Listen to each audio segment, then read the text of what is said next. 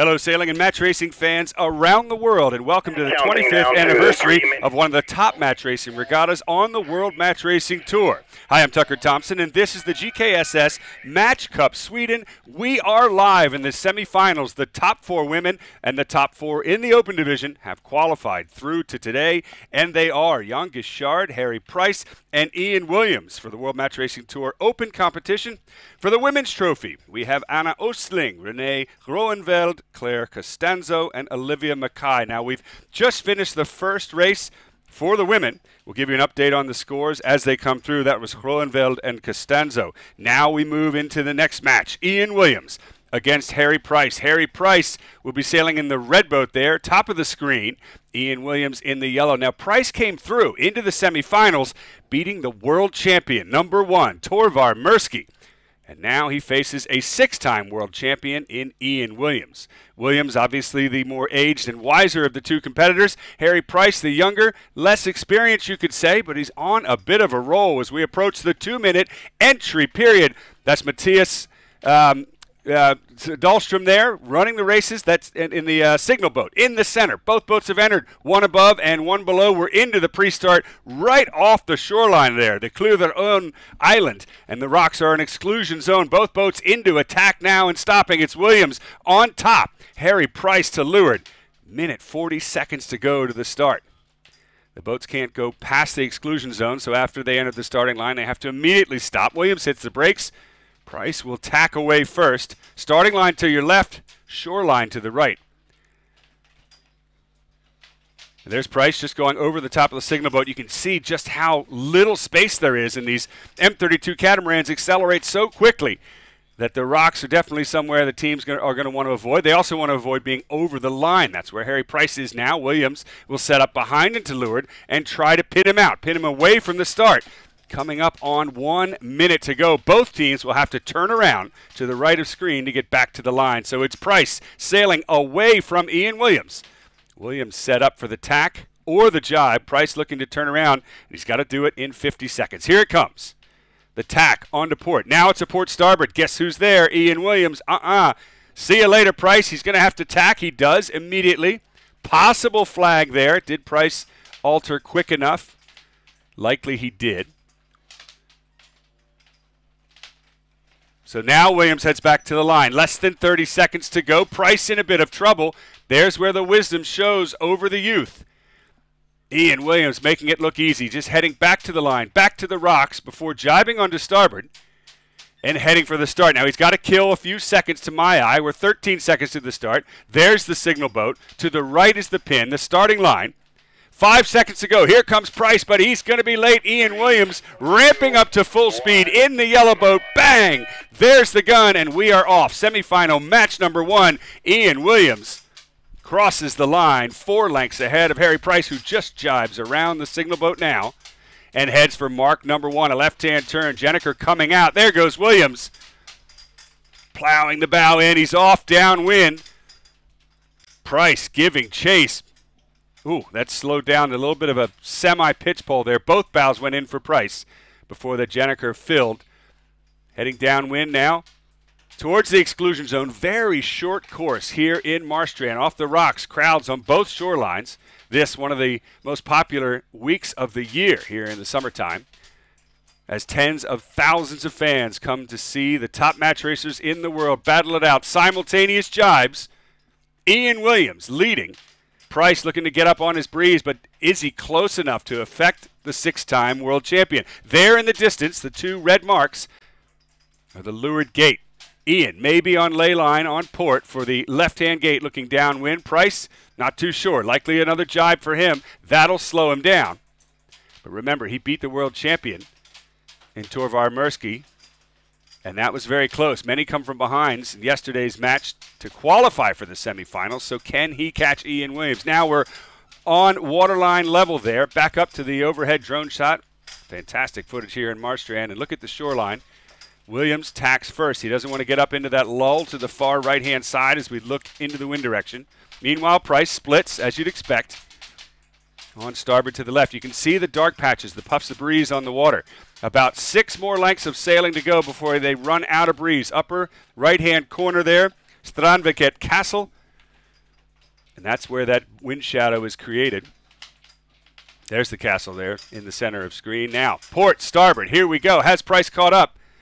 Williams will cross on starboard. Potential gain, though, for the Aussie.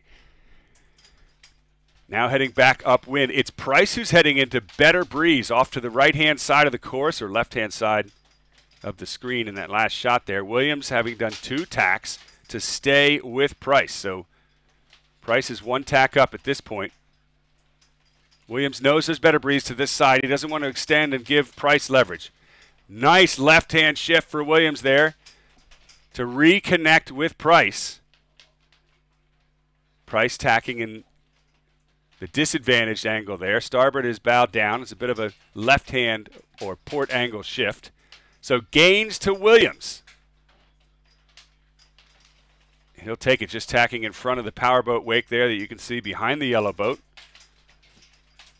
Smart call. Windward gate, the next mark, the yellow in the foreground there, bottom of screen. Williams is in 1, straight in. Now, will he tack around the left-hand mark as you're looking there on the screen? The right-hand gate is just out of screen. It'll be an easy bear-away for him if he can make the left-hand gate or a tack, and spending 1 extra tack to get into more breeze to the offshore side, away from the castle. What will he do? He's going to luff up. Simple bear away. That makes sense. It was a good port ley line. Very thin one, actually.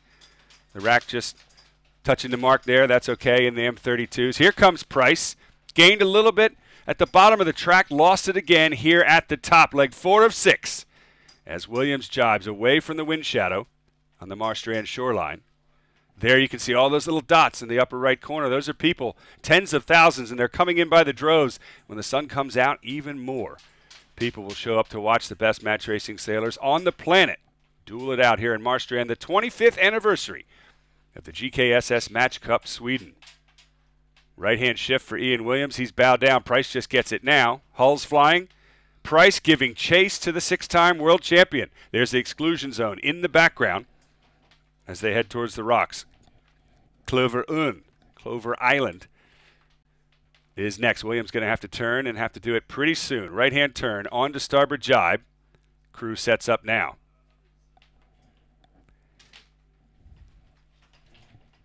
Richard Sydenham, the trimmer. One of the largest and interestingly oldest guys on Ian Williams' team. Snaps the Jenniker. Harry Price has already jibed. Good speed for Price. Can he reel in Ian Williams? I believe this is leg 5 now of 6. And now the teams will head back upwind for the last time on the 6th leg. This time Williams takes the left-hand side into the Marstrand shoreline. Interesting call because there's better breeze to the right. That's where Price will split. Left of screen, right of course, as we look upwind into the wind direction. The sailors always reference the right or left side of the course relative to the upwind or wind direction there. So there's Williams to the left on port. Price is tacked from the right-hand side just behind the Albert Relay mainsail there of Williams. You can't see him, but he's there. He'll pop out on starboard. Doesn't have a piece of Williams there. No gain as your 6-time world champion leads upwind to the final turning mark and then the finish line.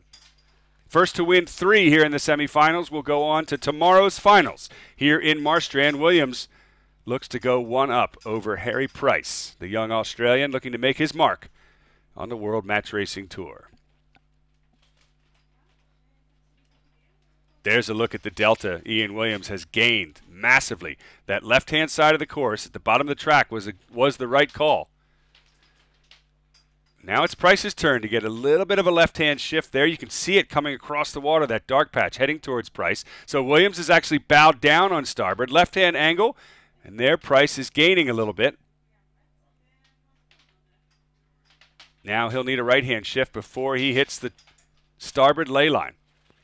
He'll get some breeze on his bow, but not necessarily a righty. It's actually a lefty, so he'll be disadvantaged sailing a header into the final turning mark. Interestingly, Ian Williams tacks.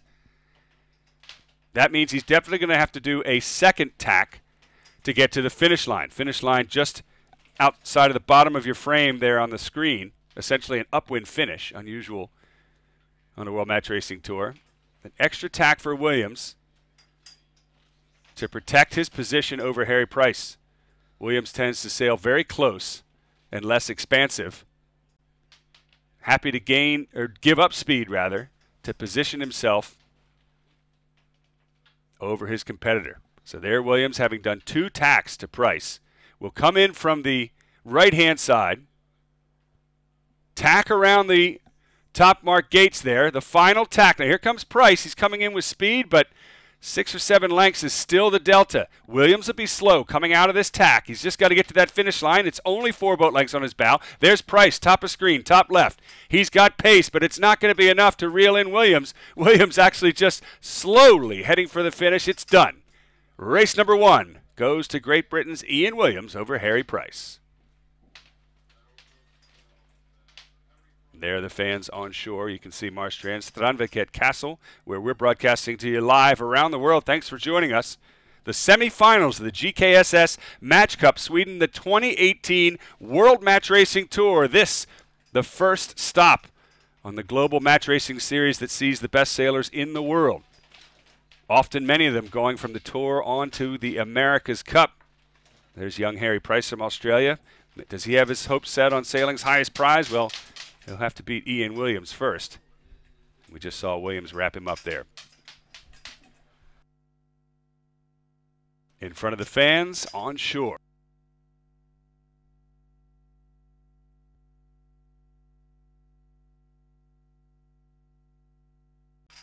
So the good news is we're going to get a radio down on the water to our winner, Ian Williams, and hear how it all went down.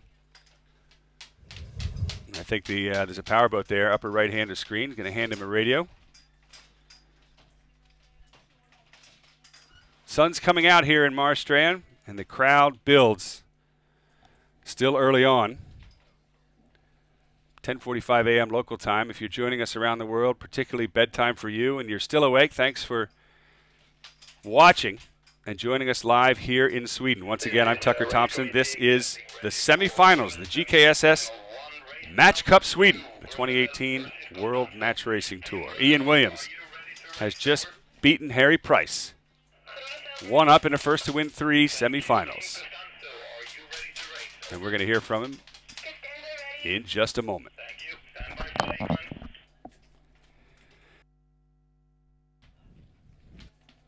After that, we'll move back to the start of race number 2 in the women's division. Great to have the women's division back as part of Match Cup Sweden after a couple-year break. Local sailor Anna Osling was revolutionary in bringing that back to this regatta. So we now have women's match racing as part of the GKSS Match Cup Sweden. There's look at the kids swimming on shore. A tradition here in Marstrand in the summer. Spectacular town, one of the best venues in the world for match racing, and there's Ian Williams live. We'll be on board with him momentarily. Ian, test. Can you hear me? Can you hear me? I can hear you, Ian. It's Tucker Thompson. Can you hear me out there? Maybe just go slow for a bit, CJ. Okay. Let's try that again. Ian Williams, this is Tucker. Can you hear us out there? I can hear you. I'm not sure if you can hear me. I can hear you now, mate. Great job. 1 up over Harry Price, and it looked like it all came down to the pre-start. Yeah, it's a really tight pre-start area here, and so I think you're going to see a lot of starts that are clean-outs. 1 boat wins, 1 boat loses, and so nice for us to get the win on that one and seal it out for the finish. It looked like you guys had a choice there. Sail upwind over the line or hit the rocks on shore. And when Harry Price sailed away from the line, that's where you got him, right? Yeah, it's pretty gusty and shifty, and so the maneuvering is difficult. And I think he got a little bit caught out, a little slow, couldn't bear away when he wanted to, and that's when we trapped him. So great start for GAC Pindar. We just need to keep the hammer down and try and win the next one. All right, well, good luck doing just that, Ian. We'll be watching. Thanks, Tucker. So there we go, live from the 6-time match racing world champion. And speaking of world champion, I've got a guest here in the studio, which is quite exciting. The current world champion, Torvar Mirsky. Torvar, can you hear us?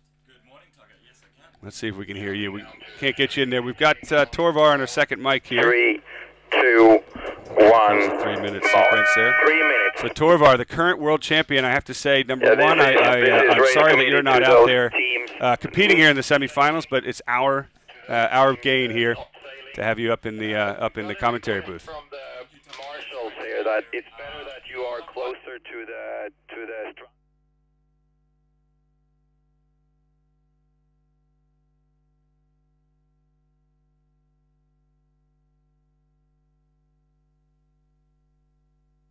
Let's try that again, Torvar. Can you hear us? Yeah, I can hear you, Tucker. All right. You listening to me?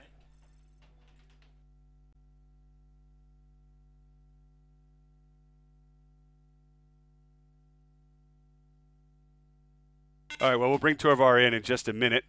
Meanwhile, Renee Groeneveld is one up over Claire Costanzo. We're in the pre-start, coming up on the 2-minute signal to race number 2. First to win 3 moves on to the finals tomorrow. Groeneveld from the Netherlands, already one up, looks to seal the second race here. Claire Costanzo will have something to say about that. Their first match this morning was incredibly close. So there's definitely all options for Costanzo to stay in this. 1:45, we're into the entry period. Costanzo is on the black boat to the left-hand side. In orange is Groeneveld. Groeneveld entered first. She's tacked onto starboard already. Here comes Costanzo. Now she's entered a little bit late, but nonetheless into the pre-start. Minute 30 to go.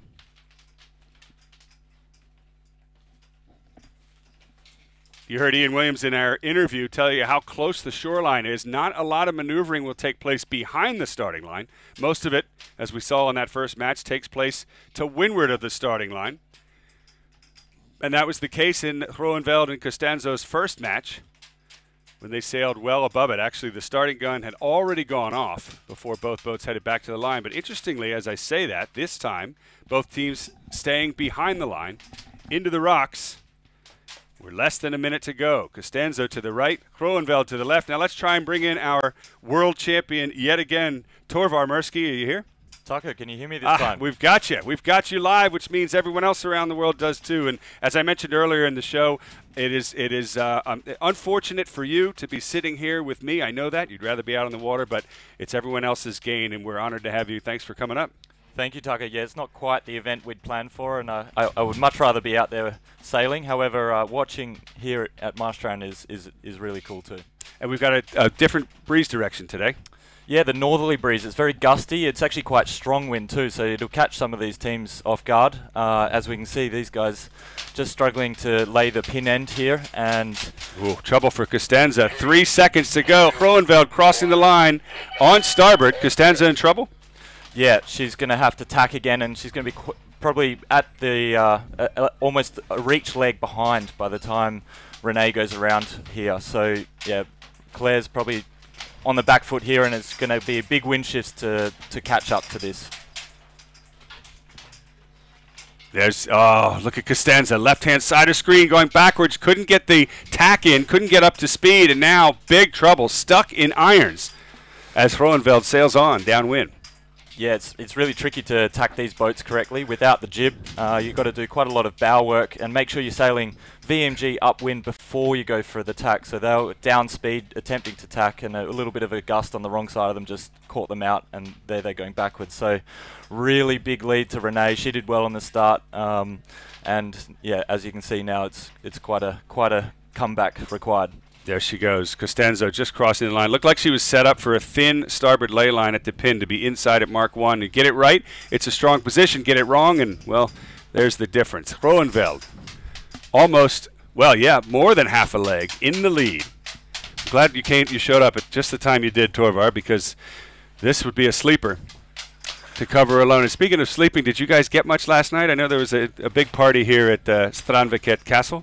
No, I was in bed early. What are you talking about, Tucker? Of course you were. You might have been the only one. I think all of Sweden was here last night. There's a lot of people who are quite happy on holidays here in Marstrand at the moment. It's a good vibe, that's for sure. And unfortunately, you're now on holiday as well, joining people like Taylor Canfield, who's also been knocked out, and a couple other really strong names. Yanni Berntsen here from Sweden. Yeah, I mean that's match racing. It's a brutal format. We went fleet racing round straight into match racing. We actually had a day off, so we were a little bit cold going into Harry Price's race, and he had the reprecharge round, so we felt like we were on the back foot from the beginning. And they also have been doing obviously some good practice and preparation leading into this event. Speaking of practice and preparation, how hard is it on the crew if you get it right or get it wrong in these boats? How finicky are they, speed-wise? I mean, there's quite a big lead to Renee at the moment. However, just getting these boats around the course in these conditions can be tricky. I actually think that we'll see a capsize today. This wind is due to pick up.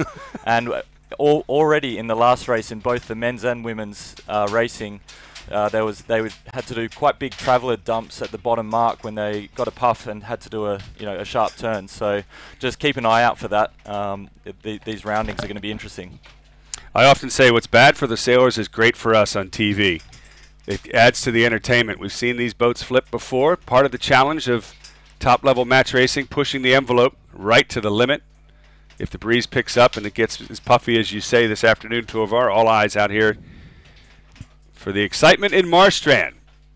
Groeneveld, left-hand side of your screen, still half a leg ahead of Claire Costanzo from Australia. Costanzo will be on match point now, or up against it rather. First to win 3, and Groeneveld there in the foreground. The orange boat looking to seal the deal and take a second point. How difficult is it to sail these boats, not only tactically but physically, in such a confined race course, Torvar? Well, as the skipper, it's really easy. Fair enough. The guys and girls are often wearing heart rate monitors, and it's interesting to ask them. They all three of them compare their heart rate scores after the race and have a competition to get the highest heart rate, and it's usually near their maximum each time. Certainly a young person's game. Perhaps more so in these short course catamaran races than it used to be in larger, slower monohull match racing. Very physical part of the game. Leg 3 of 6 about to complete.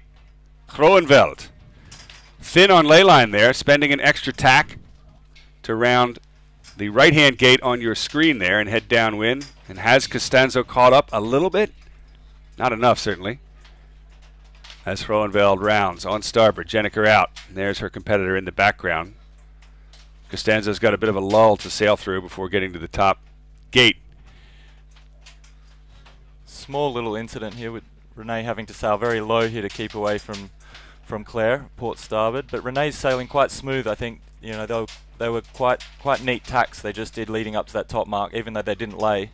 And I think Claire's just and her team are just having they're not quite as fast in those tacks, I think. Claire, the younger, potentially less experienced team. This is her debut on professional match racing. Meanwhile, Groeneveld has sailed quite a lot at this level. Of course, she's retired, according to her, from professional sailing. This is sort of her debut coming back from retirement. Clearly, she didn't lose much in her time off. You've taken some time off as well before winning the World Championship. Yeah, maybe everyone needs to take a little bit of time off and to come back. It worked out well for me, and I'm really happy to be back. It's great fun, and I just love competing.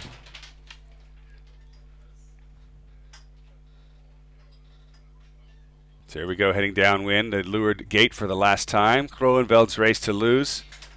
Half a leg to Costanzo behind. Costanzo's got good pace. She's caught up a little bit, but pretty sure this is what it's going to look like at the finish.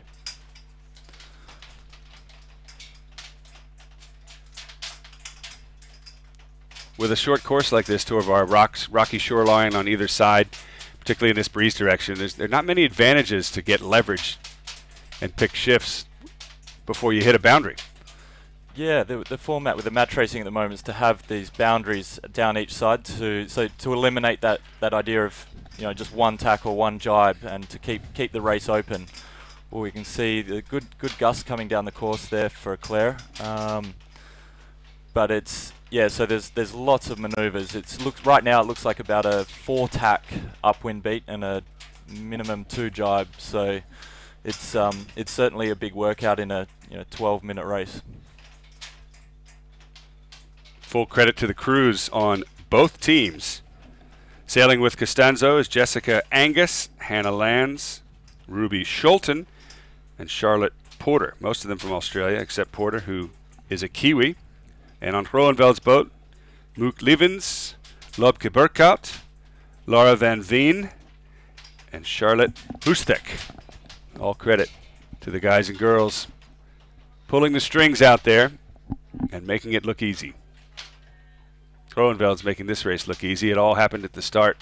Not necessarily Groenveld outsailing Costanzo, but more of a mistake by Costanzo. Just gave it to the Dutch team, or the Danish team, rather.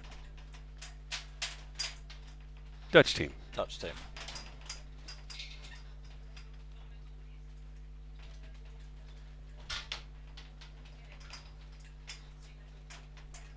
Into the windward mark for the last time. Approaching leg 6. Short sprint to the finish. The Dutch team of Renee Groenveld, one up over Australia's Claire Costanzo, looking to make it 2 and a first to win 3 here in the semifinals of the 25th anniversary GKSS Match Cup Sweden here in Marstrand. I'm Tucker Thompson once again, and I'm joined by our very special guest, the current world champion, Torvar Murski. You can't get much better than that to bring you the live coverage here. Thanks again for showing up. Oh, you're welcome, Tucker. I wouldn't rather be anywhere else. That's how I know you're full of it. Yep. But I must say, though, you do look a bit more well-rested than some of the crews that have been, shall we say, knocked out and early vacation here in Marstrand. All the teams stay through the final dinner, so. Yeah, we're required to stay. That's what we all say. Me too. I'll be here. Groenveld, the final tack. Through the gate to the right-hand side of your screen. That's the top windward gate, and it'll be a simple port reach to the finish line to wrap up race number 2, point number 2 for the Dutch team. Yeah, it's an interesting setup, just with the gate right there in front of the finishing line. So they have to sail in between the two yellow, the gate, and then to the checkered marks for the finish in front of the grandstand. And there it is, in front of the fans. Her second point, Renee Groenveld over Claire Costanzo here in the semifinals of GKSS Match Cup Sweden.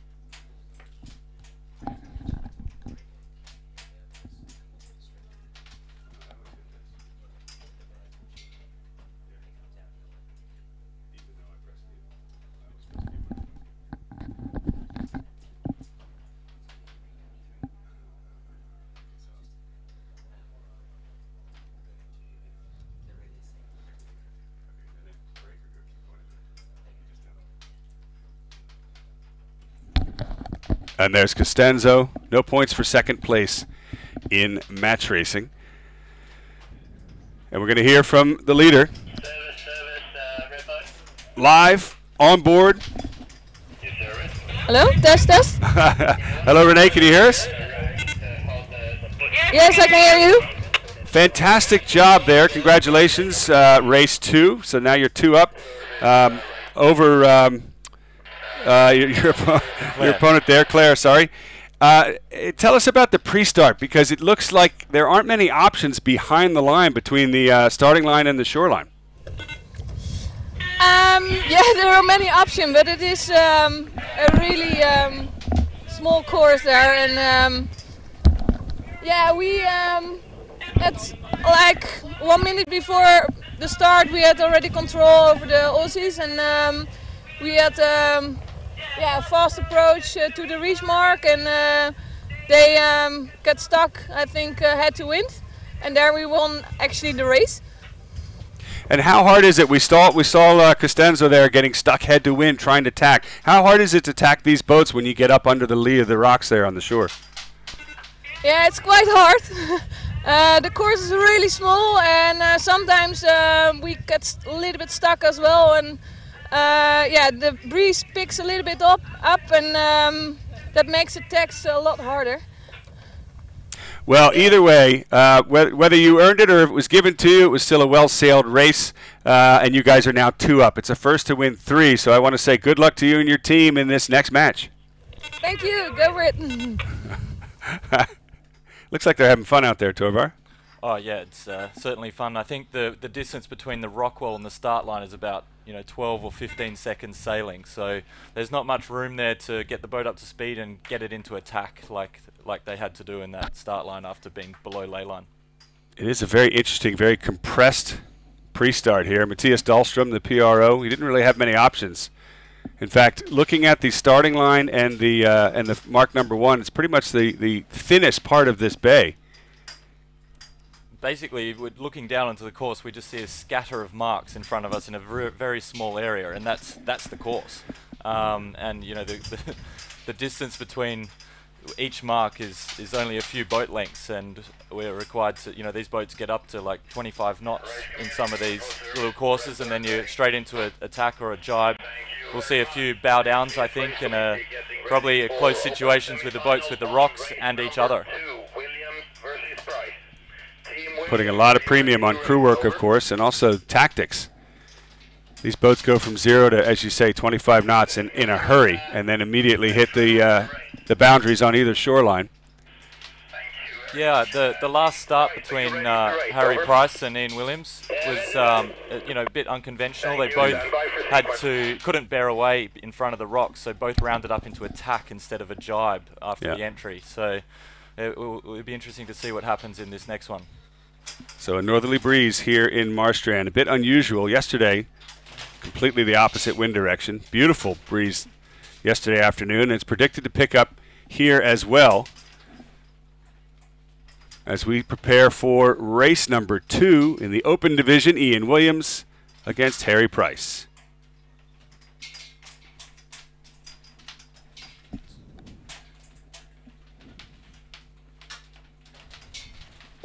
So who's your money on? Williams has already won up over Price. Price unfortunately knocked you guys out yesterday on a bit of a roll. Yeah, I'm stoked for Harry Price and his team. They've clearly prepared well. They're sailing fast.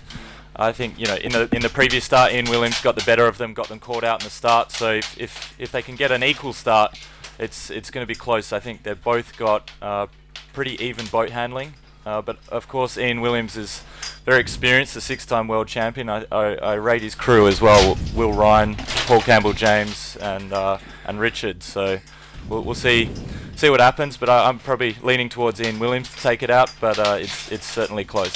32 sequence. There's Matthias Dahlstrom, if you could hear him on the radio. 30 seconds to the 4-minute warning signal.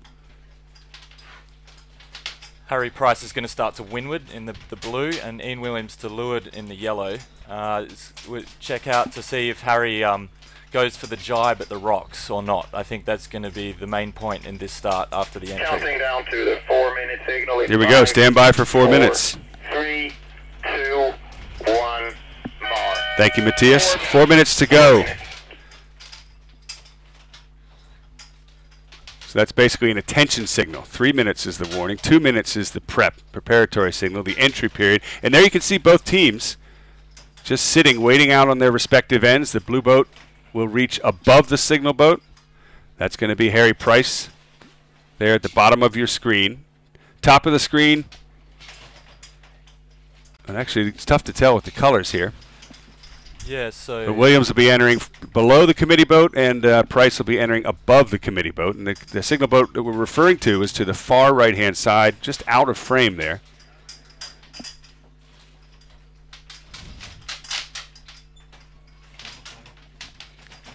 Coming up on 3 minutes. Both teams just holding head to wind on port. 3, 2, 1, mark. 3 minutes. Nothing going on in this sort of waiting game before they enter the box, but the tacticians in the helmsman will be talking about where to go downwind, right?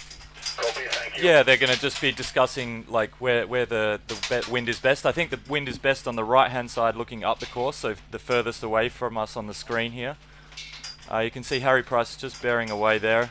Yep. He's got to start above the line between the committee boat and the reach mark, and in between the green mark and the committee boat. And it's confusing, just to bring you into frame here for those watching. The two boats on the top and left of the screen. They are not racing. Those are the girls. They're going to sit out. The far right-hand side you can see is Harry Price, and then there's Ian Williams. There's a better perspective there. They starts to the left, just off the rocks. Here comes Ian Williams. 10 seconds to go. Pulling the trigger. He'll go below the signal boat, and with just 5 seconds to go, only just now pulling the trigger. He's going to have a very slow entry. Meanwhile, to our left of screen will be Harry Price. There he is. Both boats entering a little bit late. Williams first. Yeah, so Ian just matching Harry for the entry there and lining him up. Got a bit of a gust. Gone for attack here right at the committee boat. It's really close. Ian might... Ooh, look at that. Potential collision there and possibly a penalty flag. Williams to leeward. Price jibe just to windward. What do you think? Really interesting situation. Ian tacked almost took out the anchor chain on the committee boat there. There might have been contact. There's the green flag from the umpires. Right-hand side of your screen. No blood, no foul coming up 120. Now Williams attack to port. Price on starboard. Is Williams in trouble? Price is definitely in the better position here. Ian's going backwards, which is doing well for him. He's pulling out of this situation, basically. Now he might be able to get his bow down and get behind Harry Price. Almost like a traditional monohull dial-up there for a second, with Williams on port, looking to get across Price. 1 minute, the countdown to the start now. Williams does it. He'll reach over the top of the Australian and into the rocks. His next move, a jibe onto starboard, and then likely hitting the brakes. Here it comes. Price will now reach over the top of Williams as well on port. 40 seconds to go. Nowhere near final approach in these boats.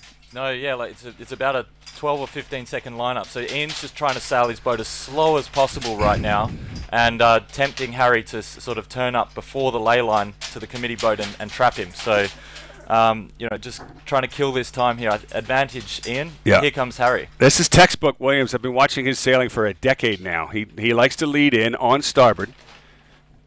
10 seconds to go to the start. This is the position that he wants. He's in full control. He can go to the line at any time. Price behind. Price will set up for a windward position. Less than 5 seconds to go. 3, 2, 1. There's the start. Williams does get the pin in. Now, he was a little bit early. He slowed down just 1 second late, and that gives Price the advantage, reaching over the top of the world champion, 6-time world champion, and into mark number 1. It is Price in the lead. Big bow down there, and Ian Williams a bit late on the set, but that was a smart call. He didn't want to plow his bows. He'll roll right into, no, not a jibe. Actually, that was interesting. Faked us out there. Price didn't buy it. Price leading. 4.5 boat lengths, the delta between the two teams. Williams just pulled the trigger that half second too late.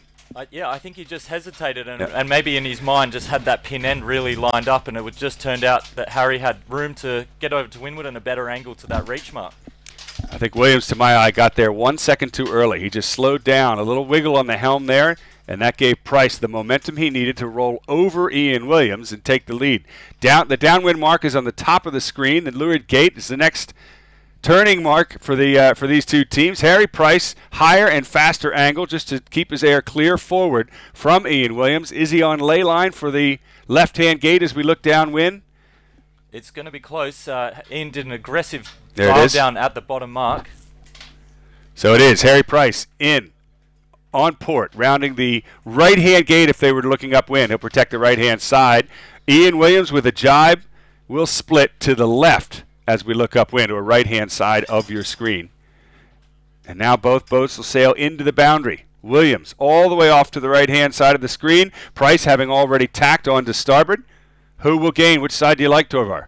I think Ian's going to have attack here and get to the right-hand side of Price, and Price will have a tricky decision if he's going to face, if he's far enough in front to face Ian Williams, like tack in front of him and protect that right, or try and just do one less tack and go up the beat. So, advantage. Oh, here we go. Yeah. Harry's gone for the tack to leeward, but he's done extra tack over Ian, so it's going to be very close here coming into this final boundary And tack. it was a slow tack for Price. Unusual. Something happened there. He held up for about a second and a half in the middle of that tack, and there's the delta decreasing. Look at Williams, right-hand side, yellow boat, just reeling in Price. I think Ian's in front now. It's been a lead change. Something happened on board Price's boat there in that tack. You saw how slow he was out of it. Ian Williams strong on port. Simultaneous tacks, and it is a lead change. Williams now out in front. And now it's Williams' turn to have a slow tack. Look at that. Price, can he get through Williams' lee? Will he go bow forward? A luff right there. Possible contact. There's a flag on that play. The umpires are in position for the call. That could determine it. Williams was in the lead, did pass Price, but was there a penalty? Williams is the windward boat. Is that a green flag? Yes. No penalty. Into the windward mark. And Williams is in control, but only just. Harry went aggressive there, and it didn't pay off for him. Ian was too experienced to let that go, and he's just capitalised on and taken a 4-length lead. Williams, one of the strongest positional sailors in the world. He is very comfortable when the game is very close. Just very surgical about how he attacks the game and every single move. Now he's tacked on to starboard for the last time. Price with a lift, a right-hand shift. Right-hand side of the screen. Will he make the windward gate there? Will he have to tack? No. Yeah, he's gonna be trapped here. His bows were up for a little while there, but it was deceiving. So Williams, coming from behind on the windward leg, now heads downwind for the second time. This time in the lead. An immediate jibe to stay with Price, and that's where the better breeze is as well. Price will hesitate on the bearaway, or the set. That first set cost him when he plowed bow down. Now they'll get the bow down, then hoist the Jenniker. He's in range, though. It's going to be close on the downwind run, Torvar. Williams. Ian's just, settled in, got his groove on, and got 2 guys up on the rack, which means he's got quite a lot of pressure here. And he's lining this downwind leg up nice now. Harry's on the back foot here, and he's going to be probably a good 12 boat lengths behind, I think, on this next cross. So all gains to Ian Williams over Harry Price. Bit of a split here on the run, but Williams has got the better of him. As I say that, though, Williams is in less breeze. Yeah, the breeze is lining up a little bit more right-hand favoured, so longer port downwind, and Ian just doing that left-hand turn into a jibe set just got a better line up for a long port downwind, and he's just done, coming into this bottom mark here, had a choice of which gate to go and has just chosen to go left, like Harry did on the last one, but he's going to be far enough up front that he won't have to worry about facing Harry Price like the previous upwind. Mm. When you say facing, tacking in front of your opponent, that's what Price did, and positionally tactically that was the right call, but there was some issue in the tack. They held up for about a second and a half, and then when they bore away, their speed was gone.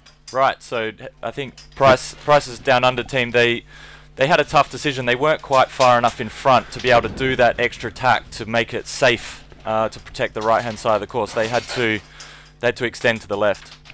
Sorry, you just lost me. They in hindsight, they needed to not tack in front of Ian Williams. And then that final one close to the boundary, when they were close after doing the extra tack, they went for a duck on Ian. They did a tack a little bit quicker, but the duck behind Ian was so aggressive that they ended up pointing downwind and not getting the penalty on Ian, and ended up giving Williams an advantage out of that manoeuvre. So basically they didn't give him enough room to keep clear as a windward boat? Well, actually, in order to give them room, they had to turn so far downwind that Ian wasn't able to keep clear, so they had to avoid the crash and ended up pointing so far downwind to get below Ian to then try and luff him. It was too big a roundup. Pretty much over at that point anyway. Right, and Ian just knew that if he tacked there, he was going to be fine. Coming into the final turning mark to the finish. Now Ian Williams' race to lose. Williams, to my eye, connecting with a nice shift, a nice puff of breeze right on the starboard ley line. It'll be 2 tacks for Williams to get through the windward gate, and then a short reach to the finish line. On the water with Williams. Here comes the first tack. And there in the background, right-hand side of your screen, is Price. Price with a massive puff of breeze there, the hull coming out of the water, but it's so shifty and puffy that he can't hold it. It's not going to reel him into Ian Williams. They're like little helicopter puffs. They hit you, then they're gone, then they hit you again. Not enough to make a gain. Certainly not enough to pass Ian Williams as he tacks for the finish. Yeah, textbook comfortable for Ian here. His Harry Price has to do 2 tacks to get through this gate and then go through. So it's going to be 2-0 up to Ian Williams here. And like you can see, the little gust coming through. We're quite high up on a castle here. The wind has to come over quite a big mountain, I guess. And like you say, they're just really isolated little gusts. And there it is, Williams taking his second race over Australia's Harry Price in a first to win 3 semifinals here at GKSS Match Cup Sweden. You know, Torvar, I asked Ian this morning if he was a bit nervous that Price was on a roll. With all due respect, having beaten you yesterday in aggressively tough matches. And Williams said he was pretty confident, and now I can see why. 2-0, the Brits over the Aussies. Yeah, this is not the first time for GAC Pindar. They've been in this situation plenty of times. Harry Price and Down Under Racing, this is, you know, one of their first. Well, they've been doing a few events, but they're new to this circuit relatively compared to GAC.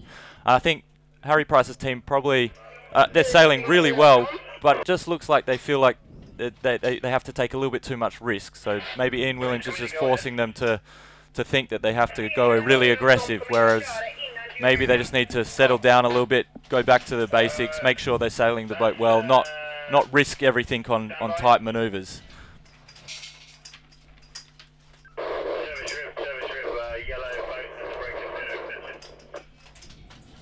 Easier said than done. Looks like we're going to have a bit of a break here before we roll into the third race in the women's division. Yeah, interestingly, all 4 teams here sail with the skipper on the rack. So we have to use the tiller extensions are each about 3.5 meters long, and they stick about a meter and a half out the side of the boat. And Ian Williams broke the tiller extension in the last race. It's quite easy to happen when it's that long, and I suspect that happened in that start. So they're just getting a replacement one going back onto that boat.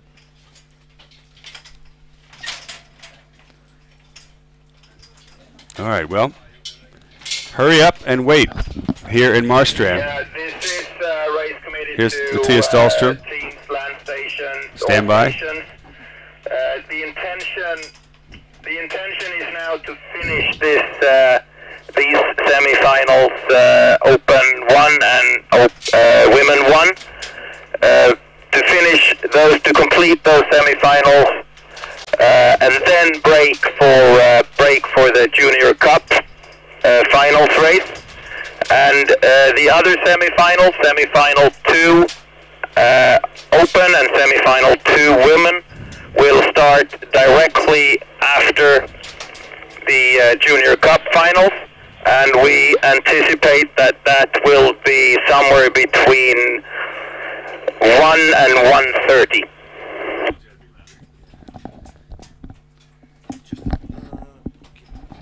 So there's the PRO, Matthias Dahlstrom.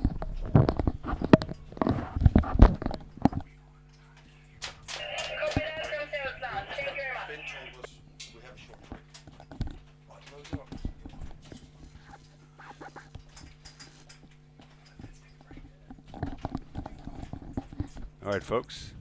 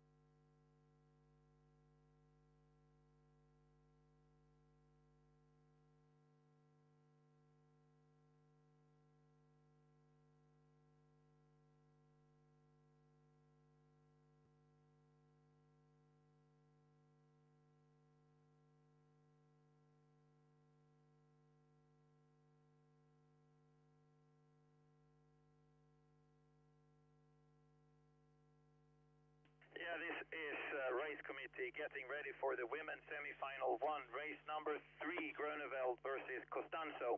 Team Groeneveld, are you ready to race? Over. Groeneveld, ready to race.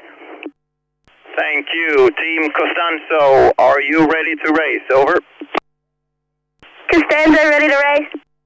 Thank you very much. And just to let land station know, they have now swapped boats, so we got Team Costanzo in the orange boat and Team Groeneveld in the black boat.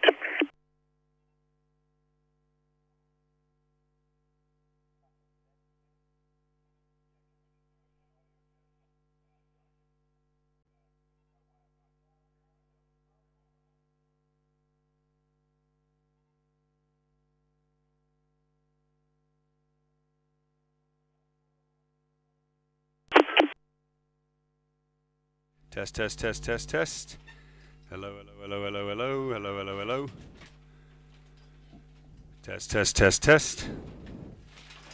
There we go.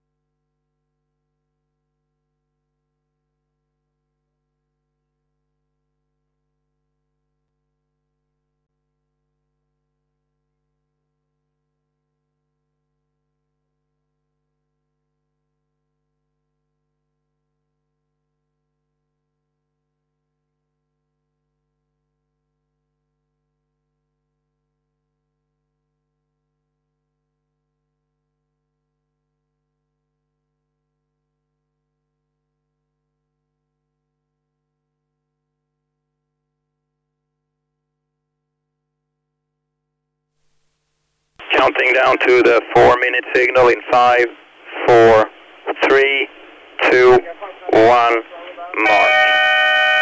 4 minutes.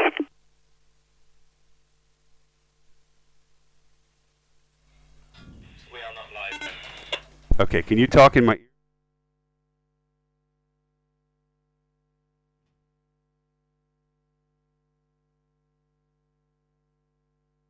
So can somebody talk to me in my ear?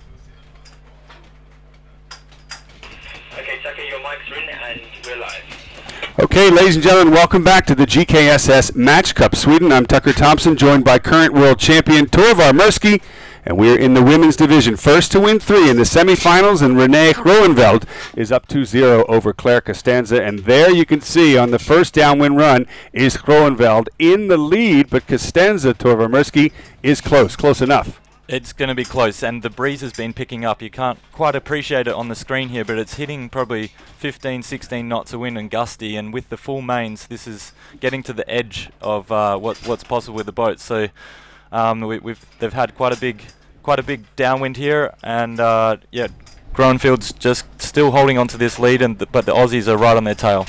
And as you say, the breeze is picking up and it's puffy. What we didn't see before we came on live was almost a capsize. These puffs, the crews can't see them because they pop over the shoreline in these big rocky hills and blast down like helicopter puffs out on the water. Speaking of on the water, into the leeward gate, Groenveld rounds ahead, the black boat, but only just. Less than 2 lengths behind is Costanzo. Now Costanzo is in a must-win situation. First to win 3, Groenveld up by 2.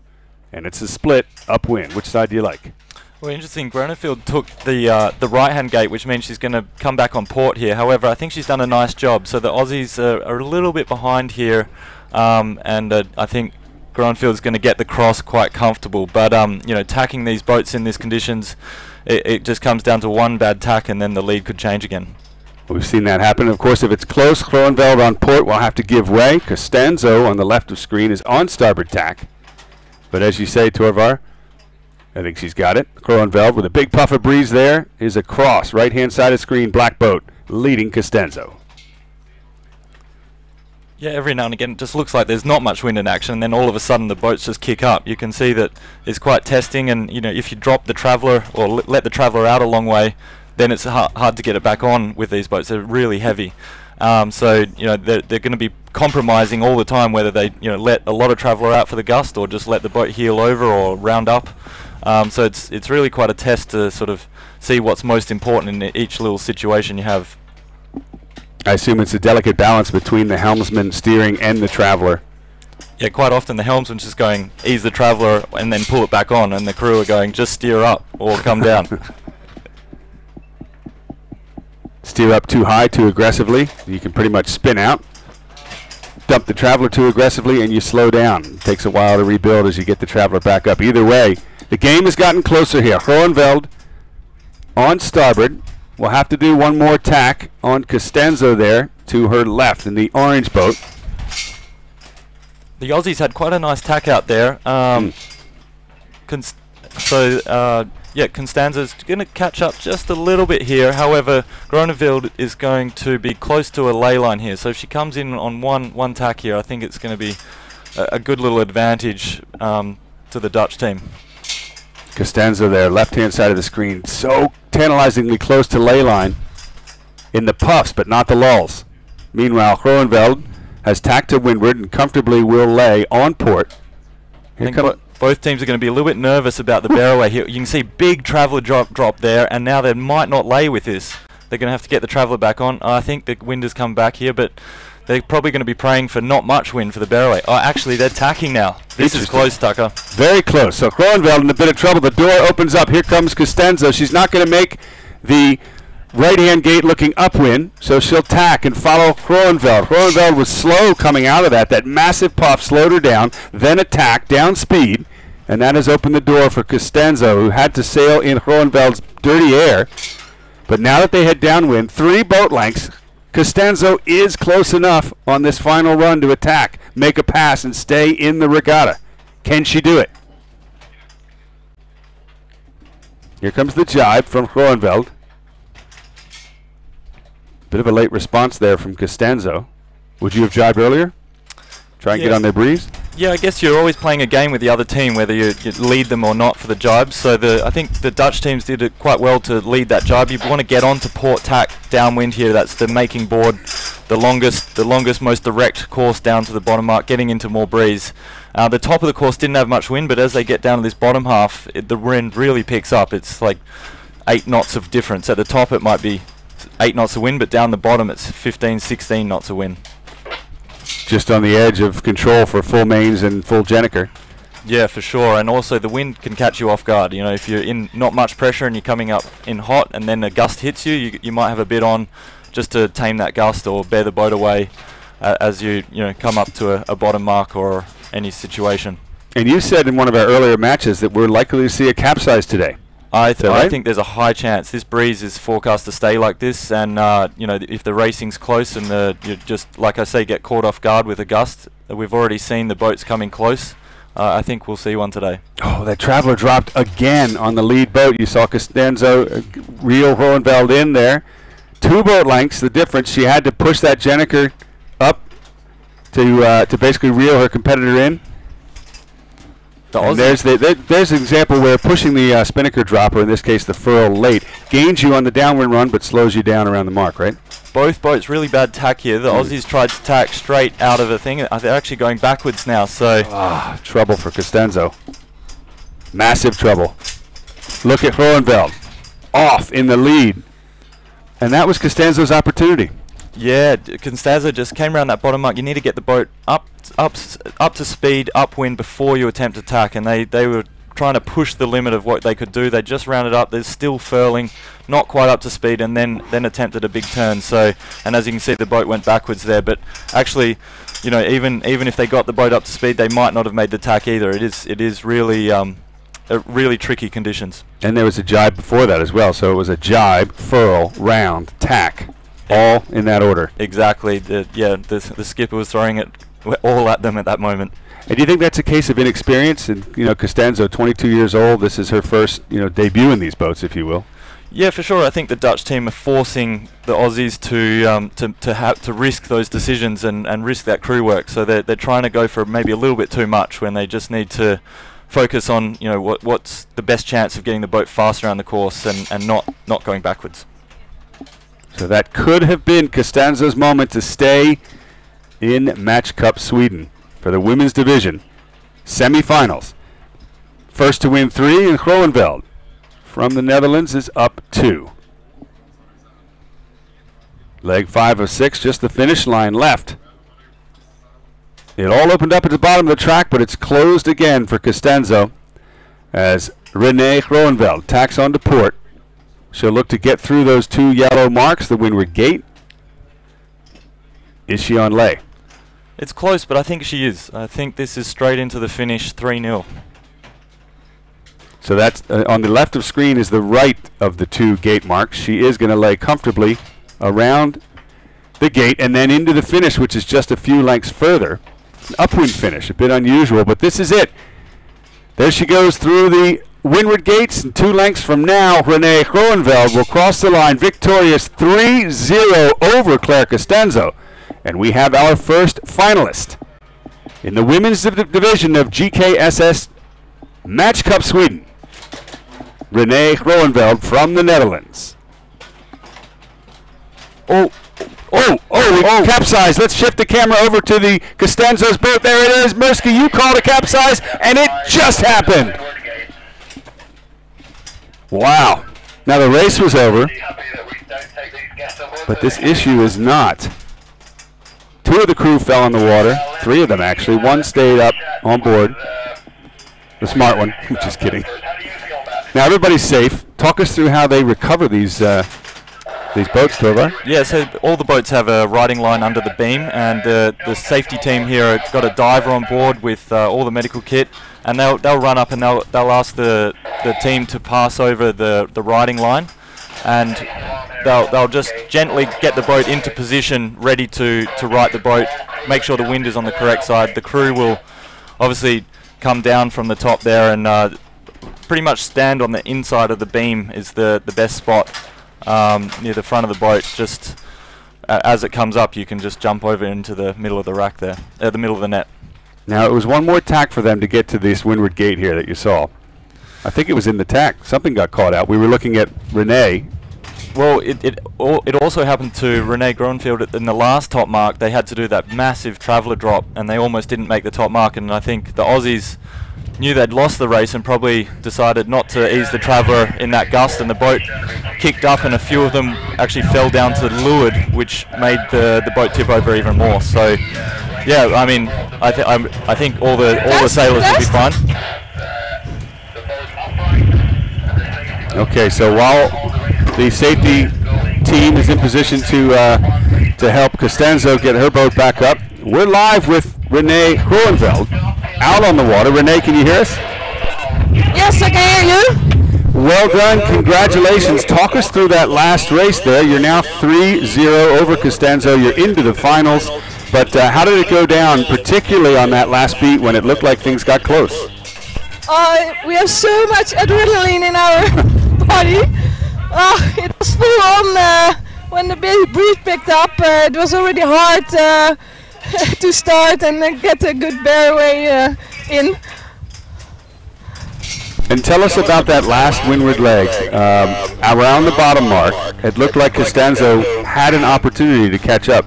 Oh yeah, for sure. We were a little bit struggling at the bottom mark. We were under ley line and full power to the bottom mark. And there we couldn't get our traveler in, and that makes it really hard for the next stack. So it was really close there, but they had, I think, a worse stack than us, and there we could find again a little bit of rest in the boat and sail the boat again hard upwind. Well, you certainly did. You sailed well enough to win the third and final match. Renee Groeneveld, congratulations, the first finalist in the women's division. Thank you very much. Torvar, quite happy on board. Yeah, I know that it's quite a good feeling here. There's the grandstand. Everyone, all the Swedes understand the sailing, and they really recognise good sailing, and they had a big cheer as they crossed that finishing line. And it's just a really special to be on board when you achieve something like that with your teammates. Winning in front of such fans. Well, there we go. So congratulations, Renee Groeneveld and team. We're going to take a short break before we go back to the open division, the men, to see who will be our first finalist there. Will it be Ian Williams or will it be Harry Price? We'll see. I'm Tucker Thompson. This is Torvar Murski. We are live at the GKSS Match Cup, Sweden.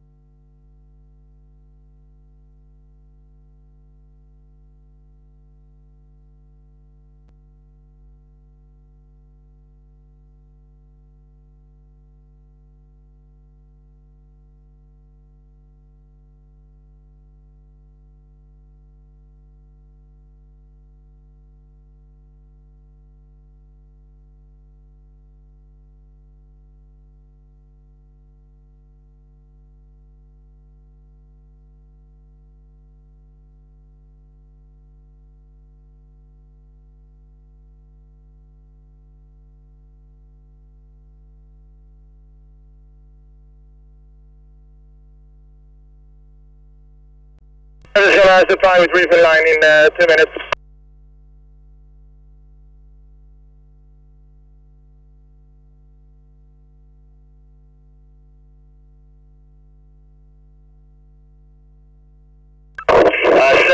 Service whip, this is Red Boat and we need a little bit of bungee, please.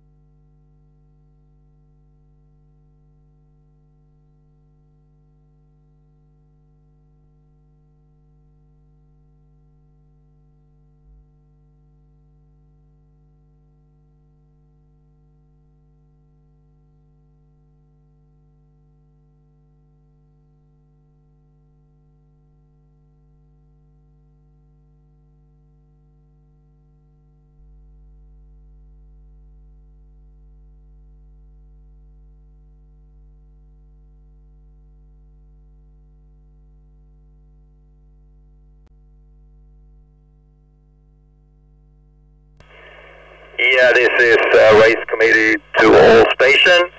For your information, we are now waiting for the boat to take one reef in the mainsail. When that is done, we will get going with the third race between Williams and Price.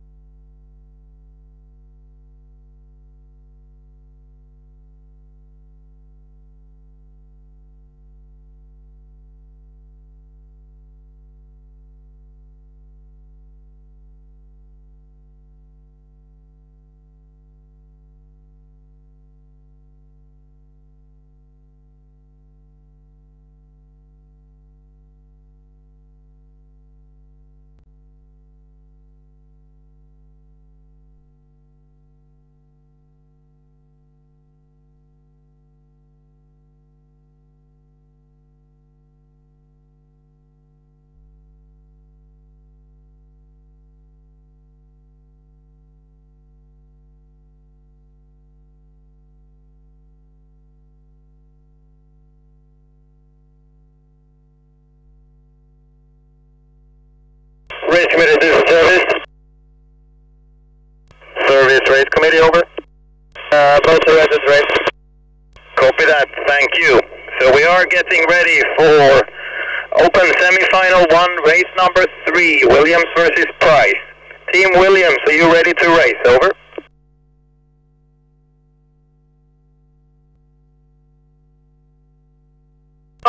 Williams ready to race.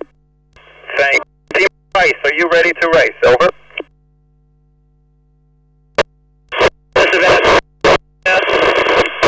Yeah, copy that, thank you. Stand by for sequence.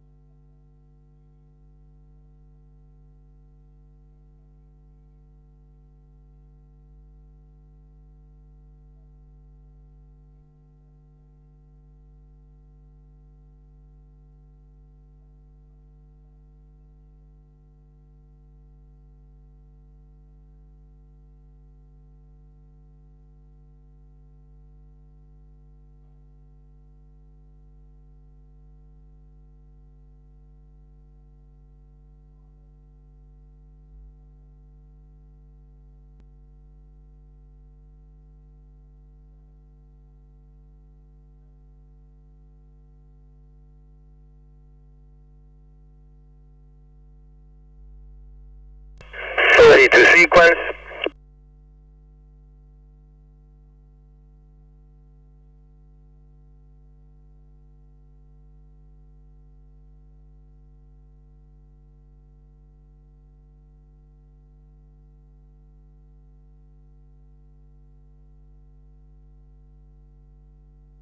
Counting down to the 4-minute signal in 4, 3, 2, 1, more. 4 minutes, 4 minutes.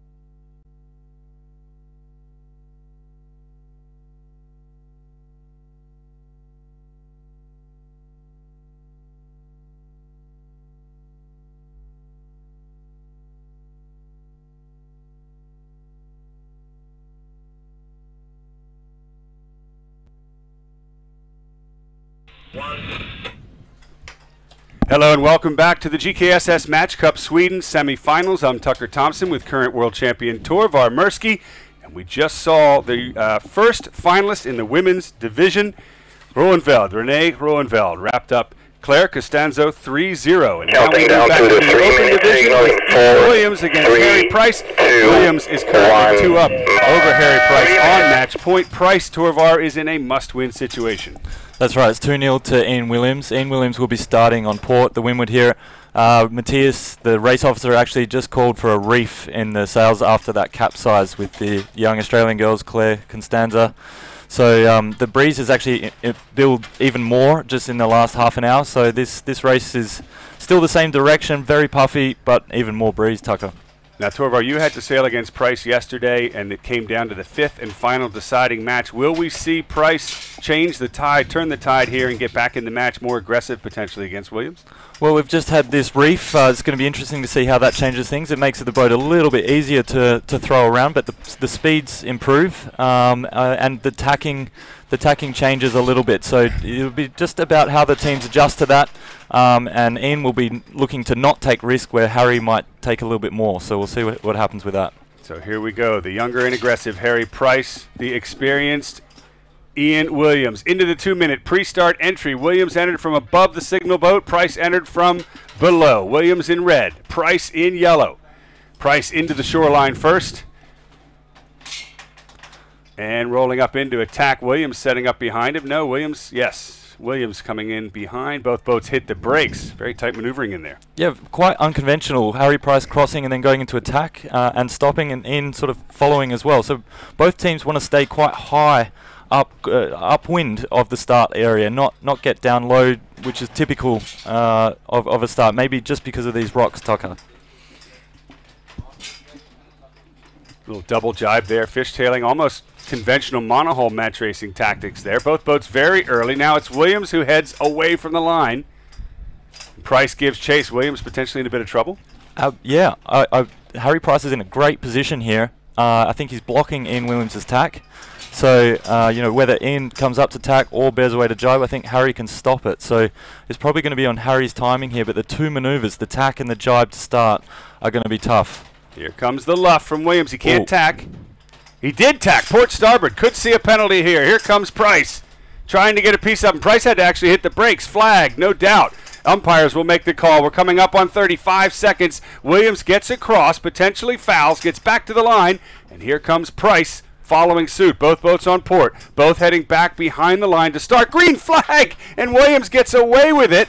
He'll get to the start first. 20 seconds to go. Now can Price close the gap and get a start out of this? I thought Harry Price had it, but Ian obviously knew better and extended and made the tack and cross. So big cross there, huge moment for the race, and Ian's in control now. In control. Williams likes to lead in, and he does here. 4 seconds to go. Here comes the start. Price will jibe. Jenniker out. Full pace. Williams crosses the line first. Big acceleration from Price behind, but trouble. They can capsize right here. Watch out. Price on the edge. Is he going to lose it? Is he going to go in? Oh. No, he saves it. Incredible. That's the good news. The bad news, he's way behind now. Williams out in front. Wow. Wow, Price is right on the back corner, steering from the rack, and went for the big call of the Jenica for the reach there. You know, they need the Jenica to get down to the line, but then not on the reach. It was too windy for that, so they almost lost it. I thought they were over, so a close call. It's not over yet. 6 legs in this, and we almost had a capsize on leg 1. Now leg 2, downwind, both boats setting up for the jibe. Simultaneous jibes. Price to your left in yellow. Beautiful jibe there. Equally good jibe for Williams out in the lead. Williams was actually a little slow, to be fair, out of that jibe compared to Price. Question is he going to make ley line into the next mark? The leeward gate. Price, big puff, massive puff coming down the course from behind. It hasn't hit them yet. It's likely to hit Price when he jibes onto starboard. Here we go. Hang on. Price is sailing downwind with both boards down as well, which makes these boats do a little rocket launch. So they're going to have quite a big puff on coming to this bottom mark. We might see a split here, but Ian's just sailing a little bit smoother. I'd say Price is going for everything and throwing it all at his crew. 2 jibes in less than 30 seconds. Price will round the left side as we look downwind and take the right-hand side as they look upwind. A split, as you'd expect, with the trailing boat going all the way to the left of your screen and into the tack. Williams, meanwhile, far right of screen, has tacked onto port. It's a gain. Ian's looking solid here. I think this is going to be a very comfortable cross here. Harry Price did quite a downspeed tack out of that bottom mark. They're right. I said they're coming in on starboard, short line on starboard into a jibe and then into a tack straight away. So really, really tough on the crew there. But they've got nailed all the manoeuvres here. So it still could come down to any shift here. But Ian's looking good. Well, the start came down to that one maneuver. Williams getting across Price. We thought it may have been a risky potential foul, but it wasn't. And that got a start for Williams and put Price into a position where he was aggressive on the back foot, trying to catch up. He put the Jenica out, and it almost cost him the race as they recovered from a capsize, but not before Williams has had an almost insurmountable lead. But just when I say that, a left-hand puff from the right-hand side of your screen. Price, is he getting back into this match? Can he catch up? Can he reel Ian Williams in? He has to stay in the regatta. Here we go, port starboard. Price has done really well on 2 little shifts here. The shifts, well, little shifts, they're about 20 degrees each. So the boats are, adjusting their course all the time, kicking up those hulls and just really demanding that traveller move a lot. So I think Ian's going to go for 1 tack and into this top mark here, but I think he thinks he's comfortable for the next cross because he's gone to the port side. This wrapping up leg 3 of 6, the halfway mark in the race. Price within striking distance, playing the shifts well on this beat. Williams is ahead, but he's slow. Entering the windward gate on port. Meanwhile, Price coming in with a bit of breeze from the far right-hand side of the course. Left hand of your screen. Here we go. And it is close. Price has caught up. Ian makes the cross, so he'll get the bear away here. But I quite like where Price is going to this left turn at the top mark here. If he does an early jibe, I think he's going to be pretty close to Ian. Ian's just done a big bear away to get the Jenica in. But yeah, Ian's got a few lengths on him, but Price is still in this match. Yeah, and a jibe set for Price. Definitely the more aggressive of the 2 teams, as Williams will jibe on starboard ahead. But Price was close enough to attack on this run. This will be the final run and possibly his final opportunity to get back in the match and stay in the regatta. There's Williams, right-hand side of screen. The advantage has shifted back to the British team, and the delta is probably 6 to 8 boat lengths. I think Ian's been choosing the right gate downwind, and that's going to mean 2 jibes for him and just 1 for Harry Price. So that this could be a little catch-up moment for Harry here. Ian's actually just jibed short of the ley line. Harry's got good pressure, so it's still a cross to Ian, but Harry's really closing this game up. He certainly is. This could be a big moment here. Is he close enough? He's got it. I mean, it's one thing to get close to Ian Williams. It's another thing to pass him. Here comes Williams at the bottom of the track. Leeward gate for the last time. He'll sail to the right, leaving Price with a slow downspeed jibe rounding to the left. Yeah, Harry just didn't quite lay down to that bottom mark. Had to soak down, so that cost him a little bit. Ian decided to go to the left turn and just do 1 jibe. So Ian's still in control. He's got the right here, but Harry will get 1 chance for the right-hand side up the top here with 2 tacks. It's a 3-tack beat for Ian Williams, and maybe it's also a 3-tack, but Harry will get one chance at the right-hand side of Ian. And here comes the next cross. Price, having tacked on port, will duck Ian Williams, sail to his right as we look upwind or left of our screen. And Williams plants one right on top of him. Interesting. This is how Harry lost the lead in the first race against the two teams. I think Ian's got enough of a lead here just to hold on in front of Harry here and sort of seal the deal. In that race one, it was a very slow tack for Price, and Ian Williams was able to convert the pass. This time, Williams protecting his lead, forcing Price away. It's looking comfortable so Ian had enough of a lead to protect that right that I was talking about earlier. So Harry didn't get that chance he wanted to, and is forced to be tack out and do an extra tack to the left-hand side. So Harry's chance now is just to see if he can get in on one tack to the top mark before getting to that boundary, and hopefully enough wind for him as well. He's not going to lay where he's just tacked there, but good pressure. It's looking. Ian's going fast here, and there's a bit of a slow tack on Harry's boat, unfortunately. Well, Williams is not going to lay either, so he's got at least one more tack in it. Price, as you say, is low of the lay line for either of these marks, although he gets a bit of a left-hand shift there and a lift, but it's not going to be enough. So one more tack for Ian Williams to round the windward gate and head for the finish. Big puff on Harry Price's boat, and he's done a nice job with the heel angle. That could advantage him a little bit, but is it going to be enough? There's the final tack from Ian Williams, bottom right corner of your screen. In front of him is the windward gate. The next stop, just 4 boat lengths further on the left side of your screen, is the finish line. There's the last tack from the right. Price has one more to do to set up behind Ian Williams, the 6-time world champion from Great Britain. Team GAC Pindar will go on to the finals of the GKSS Match Cup Sweden.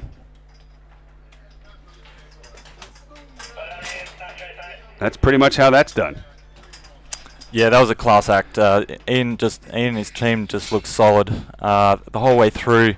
They were on their game with the that tack and cross in that start was the crucial moment, Tucker. And for Price, it is game over. Thank you for joining us here in Sweden. He will now sail in the petite finals for 3rd and 4th place. Left-hand side of your screen there is your winner. Great Britain's Ian Williams, GAC Pindar. We'll go on to the finals, but first we'll go on board with Ian Williams.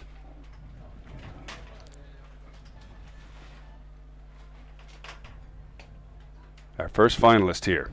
There's the congratulations from Harry Price. Ever the sportsman. He sailed well to get this far. He beat the world champion, which is why, Torvar, you're sitting here next to me. Yeah, exactly. Those boys are they're sailing well, but yeah, I guess GAC Pindar have done it even better. All right, well, let's see if we've got Ian Williams just listening to Matthias Dahlstrom first.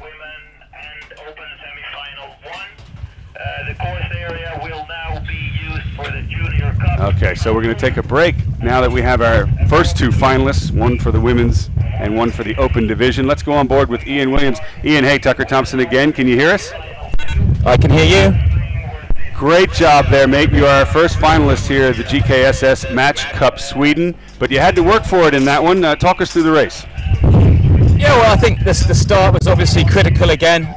Great to win that start. The close port starboard cross. We just got across his bow, and that meant we owned the start, which was great. But they were a very strong team, and they kept pushing. They kept it close the whole time, and we were pretty nervous all the way around with these big shifts. So great job by the guys. They're keeping pretty calm considering the rather exciting conditions, and we're really excited on Team GAC Pindar to be in the final.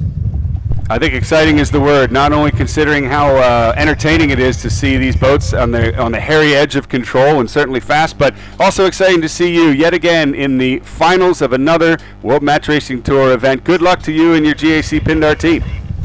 Thanks, Tucker. I think the guys, I feel like we're keeping the boat under control well, like you say, and no hairy moments, and let's hope we can keep it that way. Well done. Thanks, Ian, and good luck. Ian Williams. Thanks, Tucker. There you have it, folks. Your first finalist here in the GKSS Match Cup Sweden.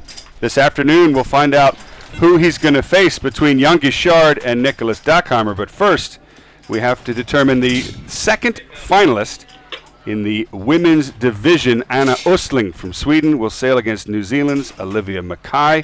First, we're going to take a short break. Once again, I'm Tucker Thompson, along with the current World Match Racing Tour world champion Torvar Murski, and we're live here in Marstrand, Sweden. Stay with us. More racing to come.